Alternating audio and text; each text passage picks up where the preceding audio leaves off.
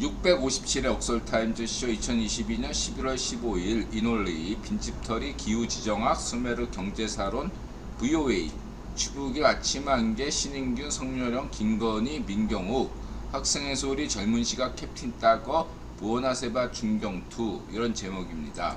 내일 선거하면 국힘 압승, 차기 노벨 평화상 유력 후보 성렬영 김건희 아침한개 민경욱 지식보관소 어벤져스 전략회의 배승희 젊은시각 신인균 중경투 리춘수 보나세바 학생의 소리 박정희 벽석의 빈틈 캡틴 따거 이런 제목입니다.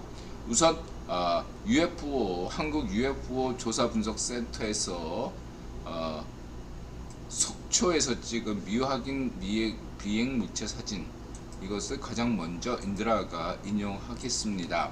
이유는 다크서클님 어서오세요. 이유는 간단합니다. 저는 공신력이 그러니까 조회수 그러니까 그 구독자 수와 상관없이 공신력이 높은 그러한 어떤 매체를 신뢰합니다.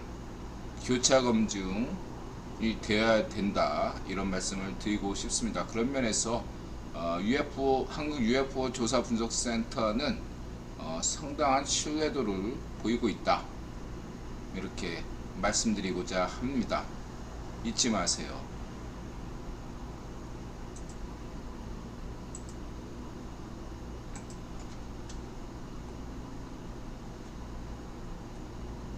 그래서 거의 99% 현재 인드라는 한국 UFO 조사 분석 센터의 어떤 이런 노력을 신뢰도를 높이 평가합니다. 그처럼 아침한개님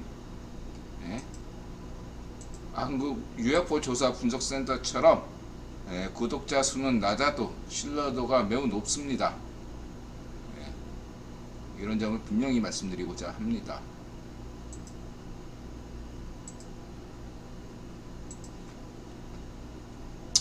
그 다음에 이제 기후지정학 오늘 주제죠. 기후지정학 그 다음에 수메르 경제사론 요거 잊지 마시고요.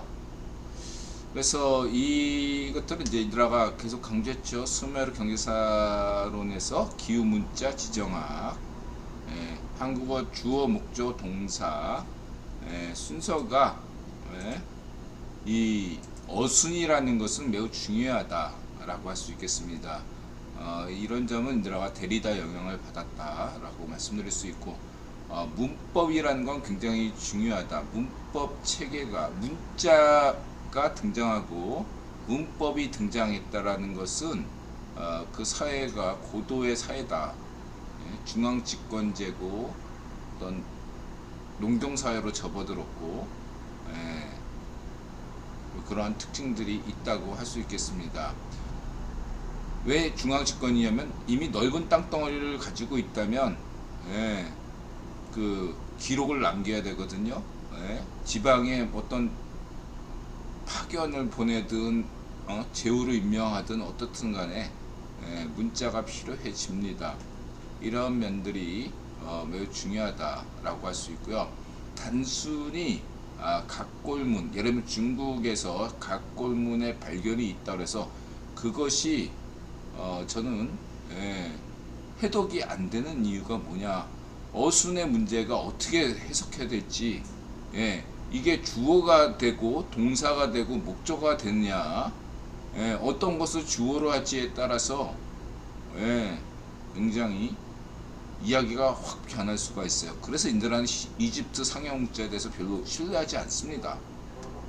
마찬가지로 인드라는 중국의 각골문에 대해서도 그다지 신뢰하지 않습니다. 그런 면을 말씀드리고 싶고요.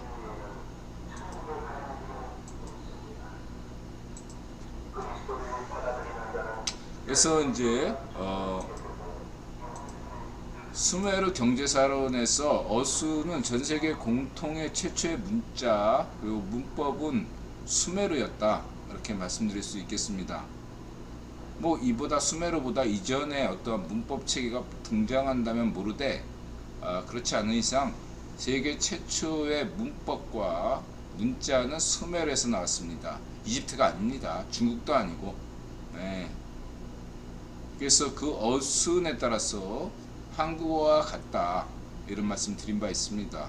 주어, 목적어, 동사 이렇게 완성된 문자로 문법 체계로 등장한 것은 수메르 문자가 세계 최초입니다. 그리고 그것이 인드라가 현재까지 나온 모든 가설들을 검토했을 때 인류의 보편적 언어였다, 문법 체계였다 이렇게 말씀드리고 싶고요. 그래서 이러한 SOV 구조는 여러분들 놀랍게도 고대 그리스어 그리고 라틴어도 SOV입니다. 영어 구조, 오늘날 영어 구조와 다릅니다. SVO가 아닙니다. SOV. 한국 어순과 같았어요. 라틴어나 고대 그리스어가요. 그리고 수메르어를 이어나온 것이 그것들을 그 쐐기 문자의 다양한 형태를 간결하게 마치 세종대왕처럼 만든 것이 아카드 대왕, 사르곤, 아카드 제국이 보다 간결하게 만들었던 것이 아카드 문자입니다. 아카드어예요. 이 아카드어가 중동의 보편 언어였다. 국제 영어, 오늘날의 영어였다. 그래서 아마르다, 그러니까 히타이트와 이집트 간의 휴전협정, 평화협정 언어가 이집트어도 아니고 히타이어트도 아닌 아카드였다는 것을 잊지 마시기 바랍니다. 천신누님 어서오세요.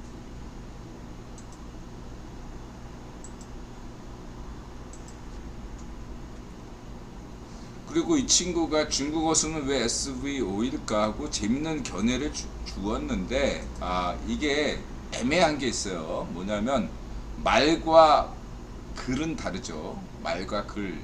이 친구의 어떤 주된 논지는 몽골을 통해 가지고 이렇게 2만 년 전, 2만 4천 년 전에 다시 이렇게 해죠. 오늘날 우크라이나로 일부 인류가 이렇게 돌아간 게 있어요. 그거를 근거해서 세계 보편 언어는 그 동북아시아 만주에서 발생했다 이렇게 잡는데 매우 근거가 부족하다. 그럼 뭐가 나와야지. 아무런 근거 자료 없이 얘기하기는 어렵다. 이렇게 말씀드릴 수 있겠습니다. 이 점을 분명히 인드라가 강조드리고요. 근거가 부족하다. 핵심은 문법이 완성되면 SOV다. 예를 들어서 뭐 파푸아 뉴기니나 이런 분 이쪽의 친구들을 문자가 없는 이 오스트라 이쪽이 폴리네시아 이쪽의 언어들을 보면 문자가 없어요. 문자가 없는데 말은 있잖아. 이 말들이는 굉장히 다양해요. 굉장히 다양합니다. 근데 그것이 문자로 정립된 것은 아니란 말이죠. 그러면서 고립되다 보니 선마다 고립되다 보니 특정의 그러한 언어가 쓰일 수는 있는데 그렇기 때문에 다양성을 볼 수는 있어도 그것은 근거가 부족하다 이렇게 말씀드릴 수 있겠습니다. 인드라가 중시하는 것은 어순이다.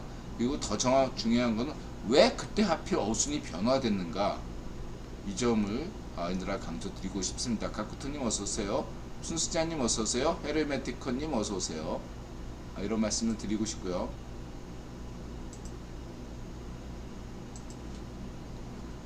근데 이제 중국어와 관련돼서 이제 이 친구의 어떤 학설은 중국 남부에서 SOV가 발생했다 그렇게 얘기하는 게 뭐 그게 크게 근거가 없는 얘기는 아니에요. 그러나 우리가 알아야 될 것은 우리가 알아야 될 것은 그것이 베트남에서 그러니까 동남아시아에서 이 언어 구조가 발생할 수도 있었다 라는데 보셔야 돼요. 뭐냐면은 어떤 의미냐면 벼농사가 동남아시아에서 1만 년 전에 이루어졌고 기원전 3천년경인가 5천년 전경에 중국 남부에서 발생했습니다. 량주 고성 생각하시면 돼요. 그런 면에서 당시에 매우 추웠기 때문에 오늘날의 베트남을 생각할 것이 아니라 빙하기 시대면은 동남아시아 쪽이 굉장히 오늘날의 온난한 동아시아 기후일 수 있다는 점을 염두에 두시면 이쪽 지역에서 무언가 발생할 수 있다. 다시 말하면 SOV가 최초로 발생한 지역은 중국 남부일 수 있지만 베트남일 수도 있다. 뭐 벼농사가 1만 년 전에 물론 소로리 벽시 1만 3천 년 전 이런 것도 있기 때문에 그것은 여러 가지 가설이 등장할 수 있겠다 이렇게 볼 수 있겠지만 어쨌든 확정할 필요는 없다 이런 말씀을 드리고 싶고요. 카시아님 어서 오세요.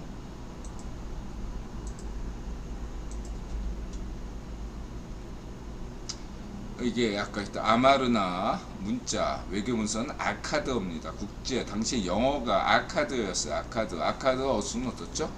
한국어와 똑같이 주어 목적어 동사였습니다. 고대 그리스어 라틴어 모두 주어 목적어 동사였습니다. 참고하시기 바라고요. 인더스 문명 세력을 정복하고 인도와 대륙을 정복했다는 아리안 침략. 요런 어떤 인도는 이제 인드라 얘기했지만,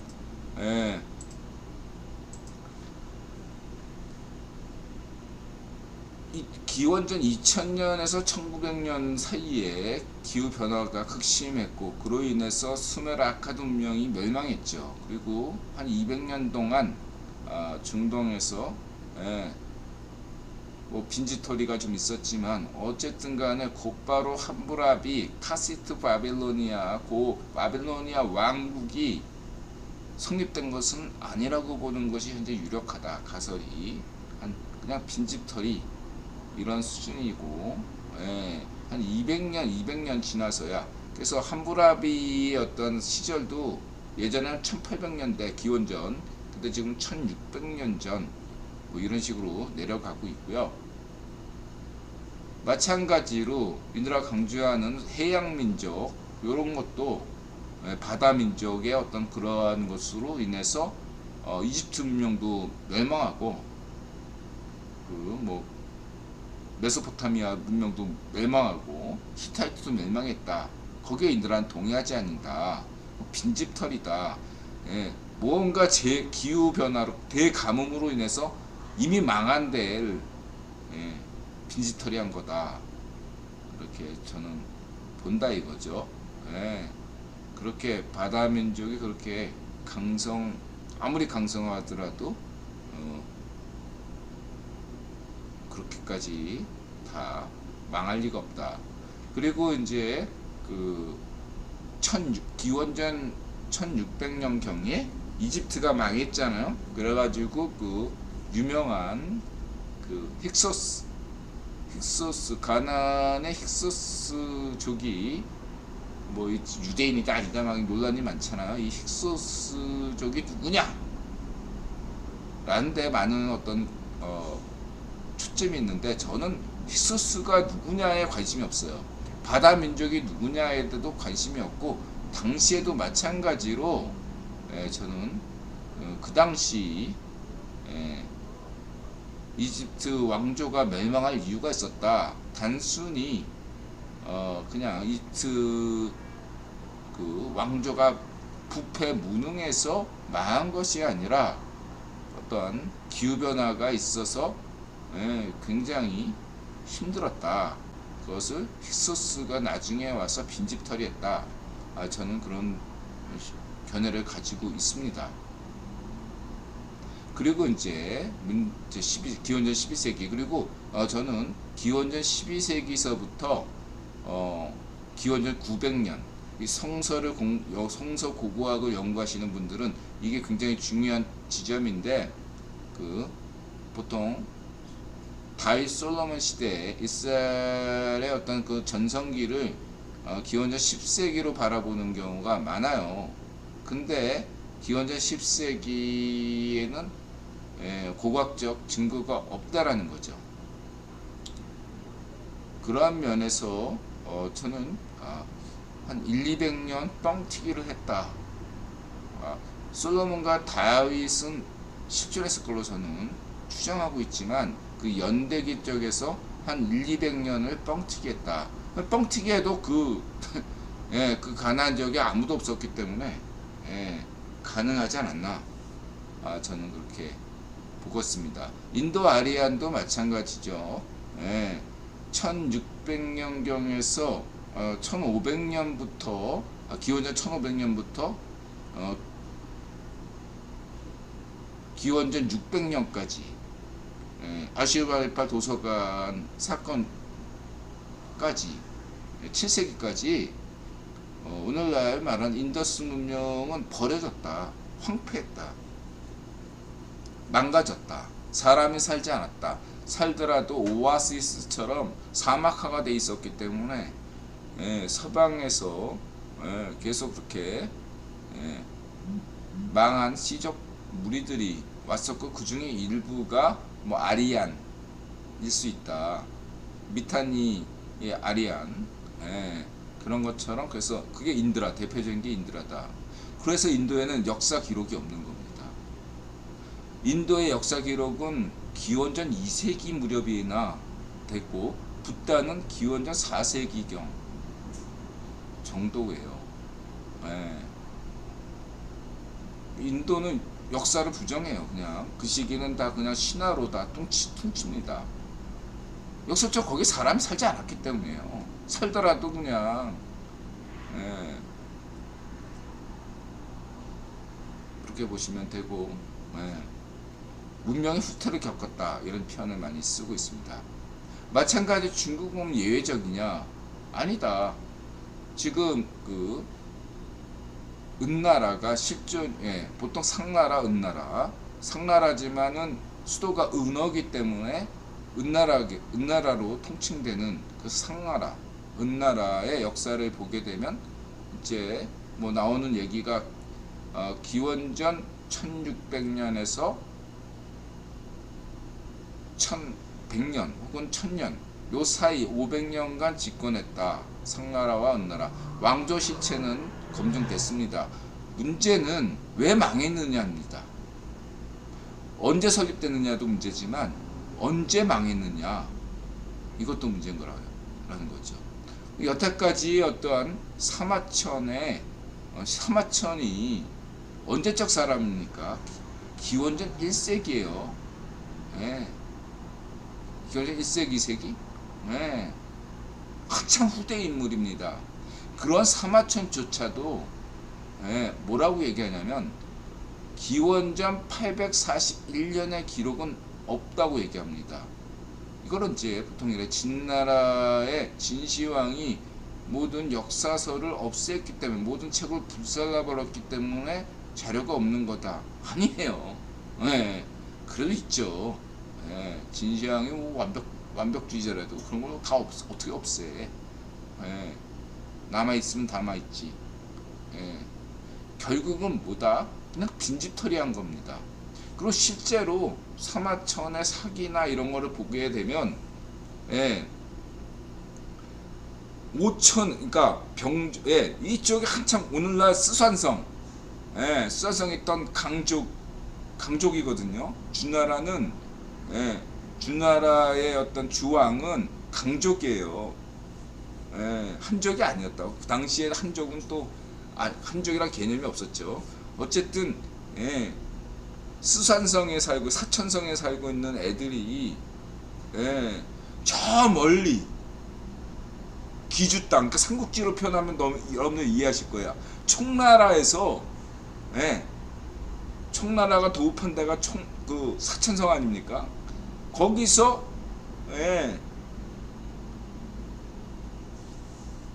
조조가 있는 나라, 그것도 아니고 저 원소가 도읍지 삼았던 나라, 거기까지 원정 간 거야.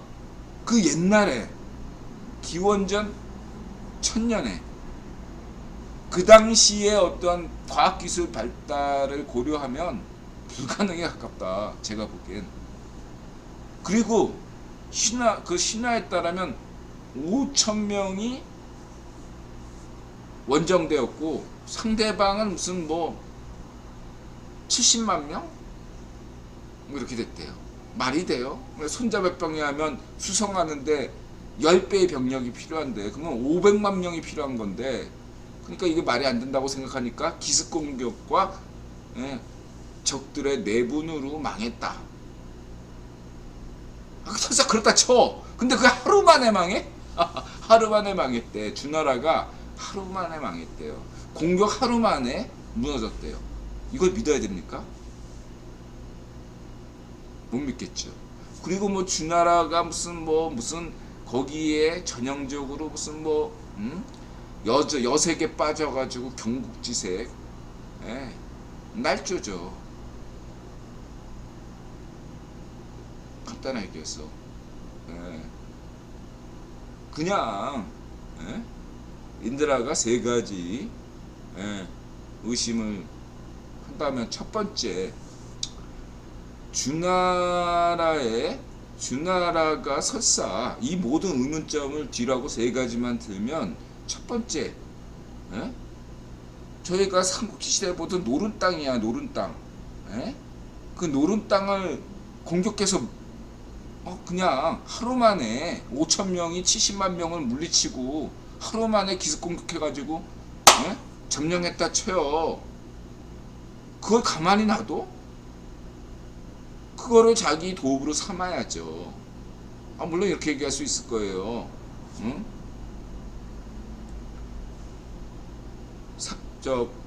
연나라 공손모해가 공손동가 뭔가에서 고구려 국내성을 함락시켰다. 그래가지고 거기서 눌러 있는 것이 아니라 함락시켰다가 되돌아갔잖아요. 그런 거 아니냐라고 착각할 수 있어요. 간단하게 얘기하면 국내성은 먹을 게 없어. 이점이 없어요. 그냥 작살 낸 거야. 반면 이 고구려 국내성과 이 노른자의 땅, 옥토하고 구분하면 안 되죠. 거기가 당대 최고의 도시인데 거기서 눌러 살아야지. 여태까지 북방민족이 쳐들어오면 거기에 눌러 살았어요. 왜 눌러 살지 않아? 그렇죠? 그리고 300년 동안, 무려 300년 동안 그냥 강족이 주나라, 그러니까 서주에 있었어요. 주나라가 서주시대, 동주시대 이렇게 있잖아. 300년 동안은 그냥 저 청구석에 있다가 300년 지난 다음에 비로소 낙양의 도읍지를 정했죠. 그게 동주시대입니다. 비슷하게 한 거지. 다시 말하면 인드라가 이것들을 합리적으로 구성하면은 1000년 전에 강족과 상관없이 그냥 망했어. 기후로. 만약에 기후로 망하지 않았다면 각골문에서 나타나는 그 상나라의 이웃인 동이족이, 그 오늘날 산동 지역에 있던 동이족이 맨날 싸우고 전쟁 나고 그랬거든요. 걔들이 차지하지. 바로 이웃한 애가 아무런 기후적인 문제가 없으면 이 풍요로운 땅을 이웃나라가 먹지. 왜 저 촉구석, 마치 북한이 망했어. 그러면 주변에 중국이나 한국이나 러시아나 이런 애들이 관심이 있는데 저 멀리 끝에 있는 프랑스가 관심을 가진다? 프랑스가 북한을 먹었다? 이게 말이 돼요? 그런 비유인데 말이 안 된다 이거죠. 이것은 뭐냐면은 북한뿐만 아니라 대한민국, 만주, 연해주 이 모두가 기후적인 똑같은 조건에 처해서 다 망했기 때문입니다. 상나라만 망한 게 아니라 상나라와 전쟁했던 이웃 산동 지역도 망한 거예요. 기후재해로. 대가뭄이 예상이 되는 겁니다. 그래서 그냥 저 300년 동안 버려진 땅이었어요. 근데 300년 지나니까 다시 옛날의 모습을 찾으니까 강족 애가 딱 보니까 버려진 땅이야. 빈지털이 들어가서 거기에 도읍을 정하고 한 거다 이거죠. 그럼 얘네들은 왜 살아남나? 바다 해양 민족과 같은 거죠. 네. 강족이나 이런 애들은 그런 가뭄의 어떤 조건이 지역마다 다르거든요. 그렇기 때문에 이집트나 인도, 네? 바빌로니아, 뭐 이쪽에 터키 땅 이런 데는 다 기후 제어를 맞았지만 지중해성 기후 때문에 크레타 섬이나 이런 섬에 있던 애들은 살아남을 수 있었다. 그런 애들이 뭐 빈지털이했지만 거기를 만약 걔들이 빈지털었는데 풍요로운 땅이야. 그럼 거기에 정착하지. 이집트 같은 풍요로운 땅, 페니키아 같은 풍요로운 땅, 소아시아 같은 터키 땅, 거기를 물러앉지 왜 그냥 돌아가? 말도 안 되는 소리잖아요. 그런 것처럼 천년대 강족이, 주나라 강족이 상나라를 은어를 먹었으면 물러앉아야지 왜 다시 돌아가? 말도 안 되는 거죠. 역사 기록도 없어요, 여러분. 그냥 그저 산하천의 상상력이다. 그리고 역사가들은 이런 점이 있습니다. 예, 저는 산하천 좋아해요. 두 가지를 보여야 됩니다. 의도가 있고 객관적 진술이 있습니다. 그러나 저는 객관적이란 측면들을 존중해요. 사마천이나 김부식 이런 역사가들을 저는 존중합니다. 그러나 그러한 김부식이든 사마천이든 의도가 없을 리가 없고 당대의 역사 속의 인물이기 때문에 거기에 당대 시대적 배경에 녹아 들어있는 사람들 그 전제를 두고 최선을 다한 것입니다. 뭐 유대인 역사가 요제푸스도 마찬가지고 그런 것들을 감안하고 해야지 의도만 가지고서 이렇게 얘기하는 거에 대해서는 저는 받아들이지 않아요. 일례로 벽석이 틈 좋은 유튜버 채널인데 계속적으로 제국주의 하는데 그럼 오늘날에는 제국이 없습니까? 제국이 있는데 왜 오늘날에는 100년 전에는 제국주의고 지금 제국주의가 아니야? 근데 왜 이런 역사들이 나와? 제국주의자들이 무슨 의도로 네안데르탈린 이런 얘기하고 이런 검증을 계속해. 저는 제국주의 어떤 뭐 이러한 표현들에 대해서 좀 비판적이에요. 시대착오다. 과학기술의 미발달 그런 점이 우선이고 두 번째는 모든 역사가에는 설사 벽석의 빈틈도 의도가 있는 거예요. 당대의 오늘날 시대 상황에 그러한 의도에서 최선을 다하는 거죠. 그렇다고 해서 인도란 벽석의 빈틈을 무시하지 않습니다. 객관적인 것들을 보여주려고 애를 쓰는데 자꾸 기존의 어떤 노력들을 제국주의로 그렇게 폄하시키는 것은 잘못된 거다. 오늘날 수메르 문명 발굴을 누가 했어요? 제국주의다. 그렇게 그 논리로 따지면 제국주의자들이 한 거야. 제국주의자들이 했어요, 여러분. 아프리카, 아시아, 인도, 아메리카 인디언 역사 누가 했어? 제국주의자들이 한 겁니다. 당대 의도가 있었기 때문에. 당대 의도가 어떻게 구현돼요? 자금을 지원해 주잖아. 만약 그것이 제국주의의 의도에 맞지 않았다면 자금줄이 없었죠. 끊기지.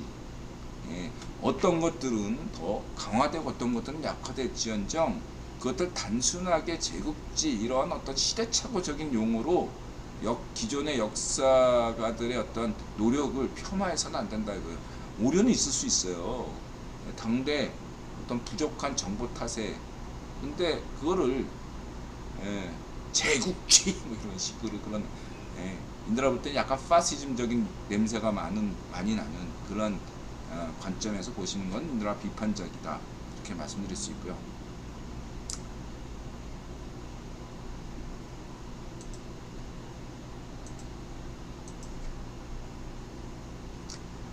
그리고 이제 태평양 원주민의 기원과 항해술, 그래서 이제 보통 총균세, 제레미 다미언드처럼 이런 것들의 연구가 깜짝 놀랐습니다. 저는 20년 전에 말씀드린 바 있죠. 독일에 갔는데 독일 베를린 자연사박물관 갔는데 거기에 폴리네시아라는 문명을 갖다 연구하더라.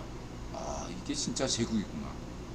우리는 단 한 번도 생각 안 했는데 인도라는 그 박물관 보기 전에 저는 폴리네시아 문화에 대해서 한 번도 관심을 가진 적이 없습니다. 이게 제국이구나. 이게 제국 관점이구나.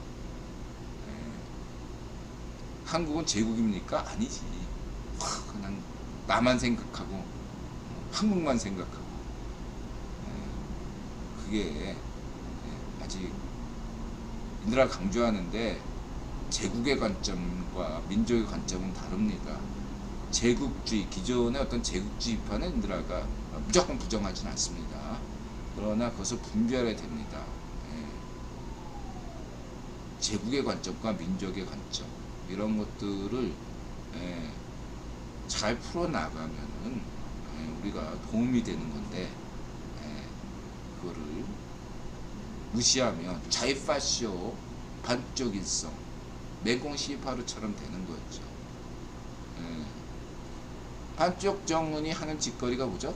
걔가 제국주의 정책을 하는 거지. 니네들이 비판하는 한경도 사람 차별하고 평양 사람만 옹호하고 한경도 사람 차별하는 그게 제국주의지. 식민지 정책이고 꽃제비 만들고 같은 민족에게 그렇게 행하는 그런 행태로 봐야지. 파시즘 관점에서 보셔야 된다. 이렇게 저는 말씀드리고 넘어가겠습니다. 그래서 저는 이런 생각을 듭니다. 그래서 SOV가 오늘날 영어 보편의 다수를 차지하는 게 영어잖아요. 영어가 왜 SOV를 채택했는가 라는 점에서 이제 많은 의견들은 그런 얘기예요. 라틴어는 분리 한국어처럼 주어, 목적어, 동사, 그러니까 보편 언어인 보편 문법 구조인 SOV 구조를 갖췄는데 이게 중세 시대를 넘어오면서 농민에게 가르치기 위해서 그래서 SOV가 굳어졌다. 뭐 이런 식으로 설명하는데 저는 그건 전혀 납득하지 않습니다. 전혀 납득하지 않아요. 두 가지가 작용합니다. 전 두 가지가 VOSO 지금 아랍어나 히브리어, 아람어, 고대 성경, 그러니까 구약 성경과 예수님이 썼던 언어는 아람어잖아요. 아람어는 페니키아에서 왔잖아요.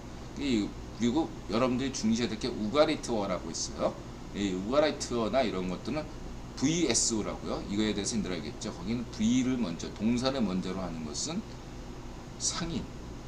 상나라, 우리가 상인이라고 할 때 그 상나라 상인이 고려 왕씨들이 개성 사람들이 장사하듯이 상나라 후손들이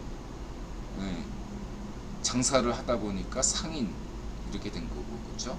그래서 산업공상, 유교에서 산업공상, 왜 상인이 맨 마지막이냐? 그 상인을 경계했기 때문이죠. 인도에서 불가촉 천민처럼 최하로 일부러 만든 것이죠. 상인, 상나라 후예들. 그랬을 때 여러분들이 참고하실 게 주어는 S, 앞에 맨 앞에 붙는 이 S를 강화하는 것은 어떤 의미냐면 인간인 내가 아니라 신, 종교적 관점에서 보셔야 됩니다. 그래서 인들은 이렇게 얘기할게요. 주어가 맨 앞에 나온다는 것은 존재론이 가장 앞서 있다라고 할 수 있겠습니다. 반면에 동사가 맨 앞에 나온다는 건 역설적으로 실천론이 앞서 있다 라고 할 수 있겠고요. 극히 실수했네요. 맞습니다. 그 다음에 극히 일부에서 목적어가 맨 앞에 나오는 경우도 있어요. 그건 극히 일부의 무슨 나온 사람들인데 폴리네시아. 그건 역사적으로 인식론이 맨 앞에 있다. 그 목적어가 여러분 목적어는 뭐야? 누구지? 이런 의미거든요. 쟤 누구야? 그 맨 앞에 남아있는 건 인식론이 우선이다. 너 뭐야? 뭐 이런 것들. 그래서 어떤 신중심 뭐 이런 것들의 어떤 것을 문법 체계를 고려하면 문자가 등장한 것. 그러니까 인간은 노동하는 인간을 규정하지 않고 문자는 인간이야말로 인간의 본질이다. 왜냐하면 문자를 발명했다는 것은 신을 인식했다는 거거든요. 신을 이해하지 못하고서는 문자를 만들 수가 없습니다. 그리고 단순한 신이 아니라 굉장히 체계적인 신학을 만들지 못하면 문자를 만들지 못해요. 신을 믿는다고 해서 문자가 나오는 것이 아니라 어떠한 자연신이든 인격신이든 어떠한 신에 대한 어떤 우주론적 사고가 뒷받침돼야 되는 거기 어떤 논리체계 지금 우리가 봐서는 말도 안 되는 것이긴 할지라도 신화든 무엇이든 간에 신에 대해서는 논리적인 체계를 갖추어야만이 문자가 나와요. 왜? 그런 것을 표현하기 위해서는 문자가 필요하거든요. 문자가 뭐하러 필요해? 예를 들면 여러분 생각해보세요. 시적사회야. 뭐하러 문자가 필요 없어요 여러분. 시적사회에서 하루면 다 달려갈 거리에 있으면 문자가 필요 없어요. 말로 하면 되는 거 뭐하러 필요하게 문자를 굳이 만들어서 해요. 마치 이런 거죠.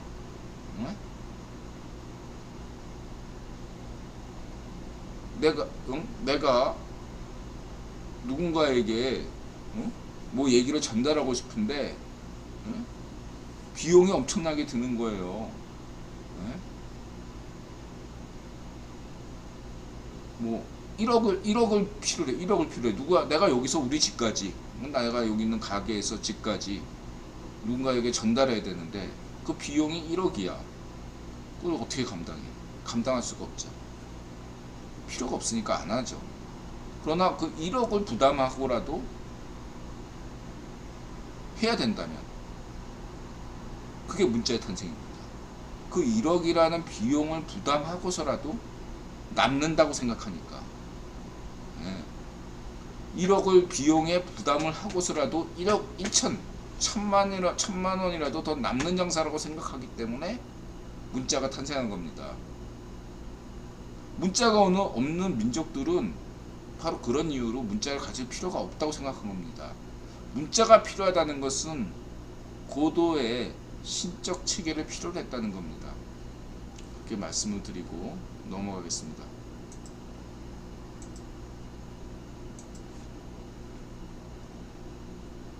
그래서 아까 얘기했던 정확한 연대. 그래서 중국의 역사는 그래서 저는 뭐 이렇게 얘기합니다. 기원전 841년부터 시작했다.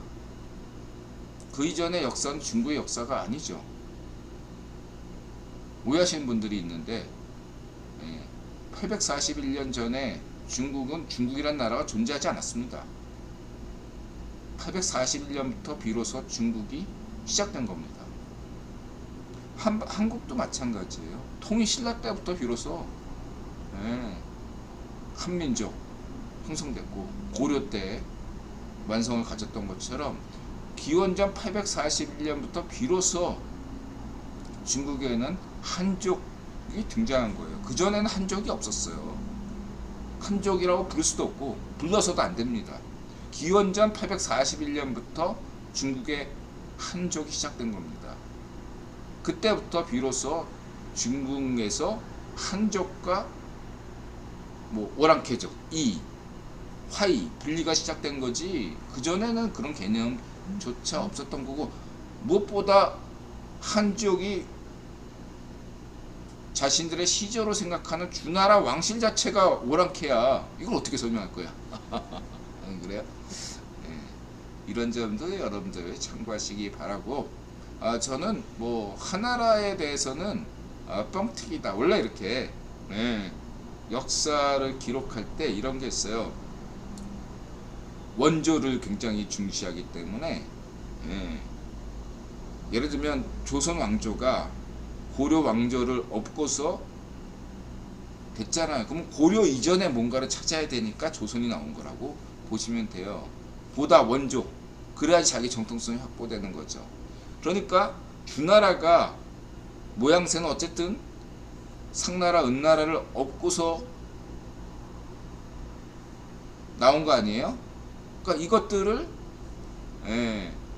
긍정하는 방식이 뭐냐면 상나라 이전의 어떤 왕조를 상정하는 것이다, 상상하는 것이다. 그래서 정상화됐다, 뭐 이런 식으로 왕정 복고가 됐다, 이렇게 말하고 싶은 거죠. 여기서 주목할 것은 상나라가 언제 등장했는가, 언제 나왔냐. 그래서 뭐 기원전 1600년 경이고, 하나라는 기원전 2200년, 2300년 뭐 이렇게 썰푸는데, 제가 볼 때는 상나라를 개국한 왕이 탕왕이잖아요. 걔는 근데 중시조야. 중시조. 상나라를 중흥시킨 인물이 탕왕이다, 이렇게 나온다 이거죠. 그래서 제가 볼 때는 상나라의 연대도 기원전 1600년 이런 게 아니고, 제가 볼 때는 1500년, 1400년 뭐 이때고, 1600년경에 누군가 시작했겠지. 우리는 알 수 없지만 누군가 시작할 수 있는데, 그때의 어떤 상나라는 아무것도 아닌 성국국가였다 이거예요. 양주, 고성, 뭐 이렇게 시마오, 유적 뭐 이런 애들처럼 시적국가, 부적국가. 원래 고구려나 백제나 신라나 다 원래 시작은 조그만 성국가에서 시작했잖아. 그런 수준으로 생각해야지, 처음부터 중국의 그 땅을 다 차지한 그런 나라가 아니었다 이거죠. 맨 처음엔 그냥 조그만 나라였는데 뭐 존속하기도 버티기도 힘들다가 전성기가 온 거죠. 그때가 아마 탕왕이었다 이거죠. 그래서 그게 기원전 1600년이건 1500년이건 한 200~300년간은 그냥 별볼일 없는 국가가 은나라, 상나라였는데, 이거를 뭔가 이렇게 중국의 그 하북지대, 산동지역과 이 하북성 이쪽을 장악한, 삼국지로 치면은 기주 지역과 청주 지역, 뭐 서주 지역을 장악한 애가 탕왕인 거죠. 그래서 중시조가 된 거다 이거예요. 저는 그렇게 보고 있습니다. 그래서 이 하나라는 것은 제가 볼 때 그냥 상상 속의 전설상의 어떤 그러한 것을 사마천이 뻥튀기한 거다. 그런 게 있었으면 좋겠다 라고 보고 있고, 그냥 상나라, 그러니까 전상, 왜 한나라도 전한, 후한 이렇게 나눠주잖아요. 그런 것처럼 전한이 하나라다, 저는 그렇게 봅니다. 후한이 이제 상나라, 은나라 이렇게 되는 셈이죠. 제가 볼 때는 그렇게 볼 수밖에 없고, 또 양주고성이나 여러 가지 청동기 그런 것들을 보게 되면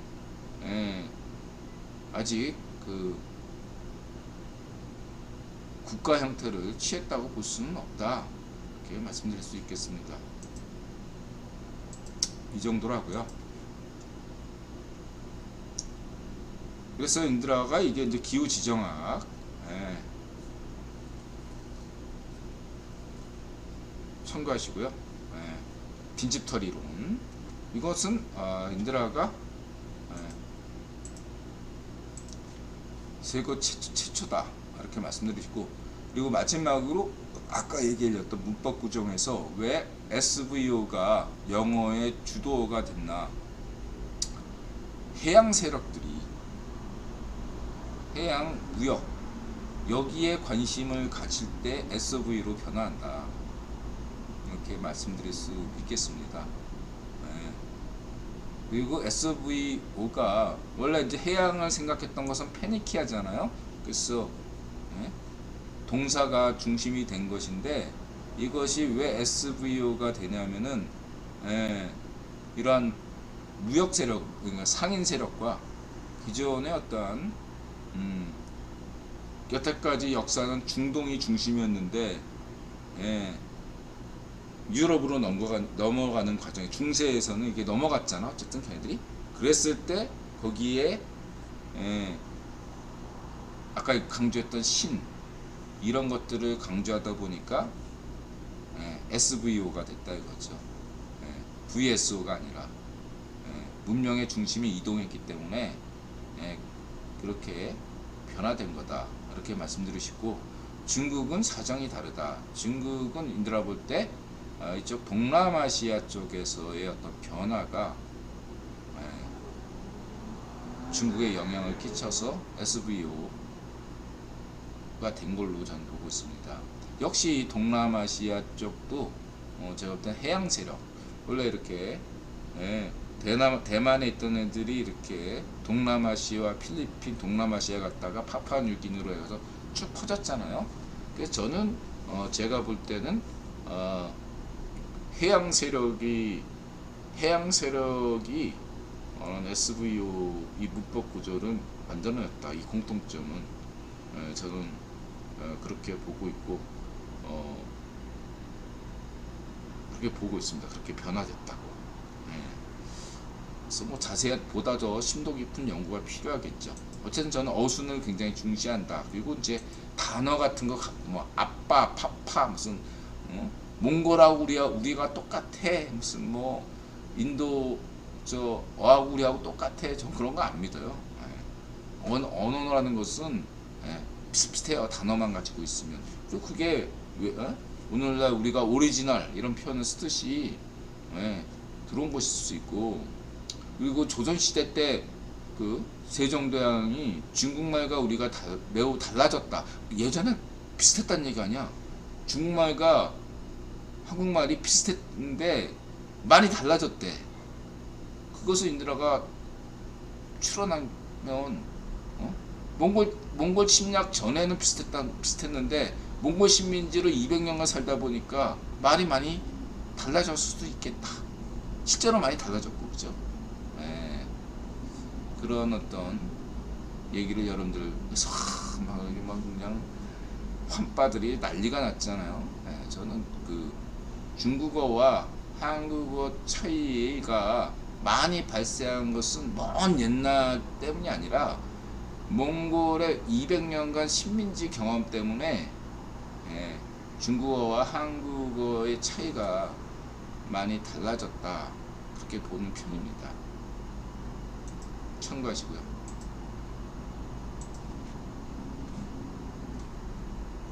몽골 사람 좋아요, 얘들아. 참고로. 그래서 그리고 뭐 주나라의 천명론, 근데 주나라가 무슨 천명을 만들어? 주나라는 천명 만들지 않았습니다. 천명론은 누가 만들었냐면 맹자가 만들었어요. 맹자가. 그 이전에 천명 있었냐? 그때 다 자기가 하늘을 대신한 왕이라고 다 떠들지. 자기는 신이 선택한 왕이다. 다 그렇게 떠들지. 그거를 천명 사상으로까지 만든 사람이 맹자예요.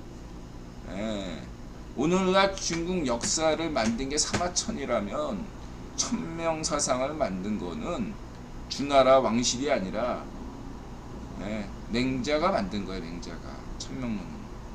그 이전에 천명 없었어.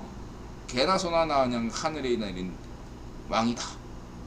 우기는 거지 뭐. 뭐 맹자 이후에도 계속 우겼잖아. 중국 역사 보면. 자, 이렇게 말씀드리고요. 그래서 이 빈집털이에 대한 교훈은 뭐냐? 이건 얘기를 또 해줘야 되죠. 오늘날 시사하는 것이 뭐냐? 이런 얘기를 합니다. 강한 자가 살아남는 것이 아니라 살아남는 자가 강한 것이다. 뭐 이런 얘기 하잖아요. 예.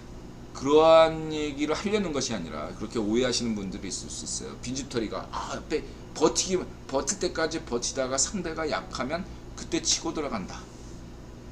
뭐 이런 어떤 그렇게 오해할 수 있는데 그게 아니고요. 제가 드리고 싶은 말씀은 다 같이 망해요. 진화론에서도 보면 유사한 조건들의 경쟁이 막 치열하게 된단 말이야. 망할 때는 이 경쟁자가 다 같이 망하지 특정 애가 이기는 게 아닙니다. 전혀 엉뚱한 애가 등장한다 이거죠. 상대의 상나라 입장에서 저 멀리 있는 강족 신경이나 썼겠어요? 척구성인 애는 전혀 신경 안 쓰고 자기 옆에 동이족을 신경겠죠. 근데 둘 다 망한 것처럼 저는 이렇게 얘기하고 싶습니다. 지금 시대가 오늘날의 시사점은 뭐냐? 여러분들은 이제 향후 30년 지금 당장은 여러분 중국을 신경 써야죠. 중국을 신경 써야 됩니다. 그러나 저는 향후 30년 정도 2040년에서 2050년대에 넘어들면 인도가 중국을 대체할 것이다. 거의 확신하고 있습니다. 그때가 되면 인도 그럼 중국 어떻게 되냐면 모르죠. 그때요. 30년 뒤에는 어떻게 될지 알 수가 없겠습니다. 그런 말씀만 드리면서 이 비주터리 얘기를 내겠다. 이렇게 말씀드리고 넘어가겠습니다.